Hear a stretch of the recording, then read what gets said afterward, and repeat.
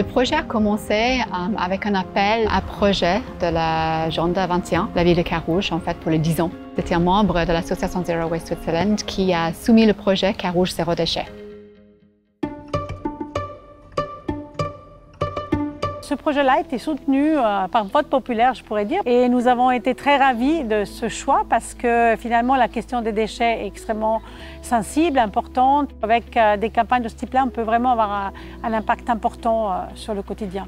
Alors, les premières étapes du projet Zéro Déchet, c'est d'abord de faire connaître ce projet. Il y a eu des conférences de lancement, il y a eu des ateliers, puis après il y a plein d'autres actions qui ont découlé de cette dynamique. D'abord, il a fallu faire comprendre que zéro déchet, c'est pas que le tri des déchets. On est vraiment en train d'essayer d'éviter le déchet. On sait que beaucoup de gaspillage alimentaire, par exemple, est en amont de l'achat. Donc tout ça, ça fait un tout et c'est un défi important de séparer la question du recyclage avec celle des déchets et des zéro déchets. Les déchets sont juste la pointe de l'iceberg. Ça veut dire que si on réduit les déchets, on réduit les ressources naturelles qu'on consomme et on réduit les émissions CO2. Il y a un lien direct. On participe déjà d'un point de vue logistique dans la distribution du matériel à la population, notamment dans le cadre de l'utilisation de la petite poubelle verte. Bien sûr, le principal avantage recherché, c'est la diminution de la quantité de déchets incinérables. Dans la poubelle des Genevois, il reste à peu près 30% de déchets organiques. C'est vraiment cette fraction qu'on veut sortir. Carouge était la première commune suisse zéro waste, zéro déchet, donc c'est vraiment quelque chose qui est important, qui est cohérent vis-à-vis de la politique communale, qui vise justement à avoir une durabilité plus grande de nos actions, de nos interventions à tous les niveaux.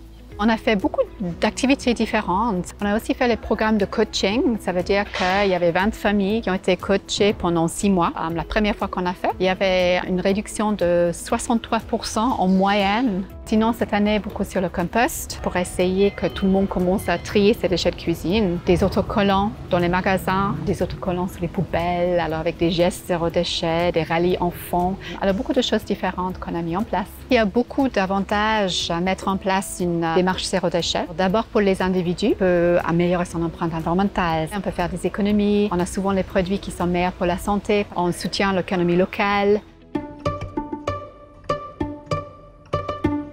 Ce projet est super, je trouve. C'est une équipe très dynamique et puis qui essaie vraiment d'impliquer les habitants de Carouge. Notre objectif était de sensibiliser les élèves au zéro déchet. L'école permet justement de les sensibiliser et le but c'était effectivement qu'à travers nos actions à l'école, on puisse faire déteindre des savoirettes que justement ils peuvent transposer après à la maison.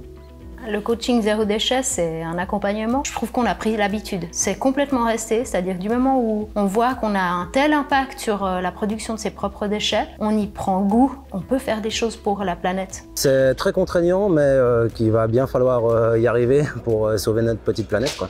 Les gens n'ont plus tellement besoin d'emballage et ils s'organisent pour faire leur petite course. J'ai adopté les habitudes suivantes. Déjà prendre ma gourde avec moi, les lingettes démaquillantes réutilisables. Puis aussi, j'ai trouvé un endroit où il y a du shampoing en vrac et de la lessive aussi en vrac. Moi, dans mon cas, je suis assez contente parce que je pense que j'arrive presque à zéro déchet. Les prochains objectifs pour Carouge Zéro Déchet, c'est de lutter contre le gaspillage alimentaire et de mettre en place les infrastructures pour que le plus grand nombre adopte les bons gestes. Nous, on aimerait en fait qu'il y ait de plus en plus de villes qui peuvent commencer cette démarche zéro déchet. Globalement, le fait que ce soit une campagne positive, c'est pas quelque chose où on met en avant l'interdiction, où on met en avant des frustrations. C'est vraiment quelque chose qui a un message positif, dire avec des petits gestes du quotidien, on peut faire beaucoup. Je suis plutôt optimiste vis-à-vis du futur quant à ce projet parce que l'enthousiasme qu'on a constaté chez les enfants mais aussi chez les familles a été assez inespéré. Finalement, c'est des petits gestes du quotidien qui permettent d'atteindre des résultats qui sont importants et indispensables aujourd'hui si on veut réduire cette quantité de déchets et réduire en fait l'impact environnemental lié à leur incinération ou à leur traitement de manière générale. Chaque geste est important. Le premier qui semble insignifiant, des milliers d'insignifiants fait quelque chose, quoi.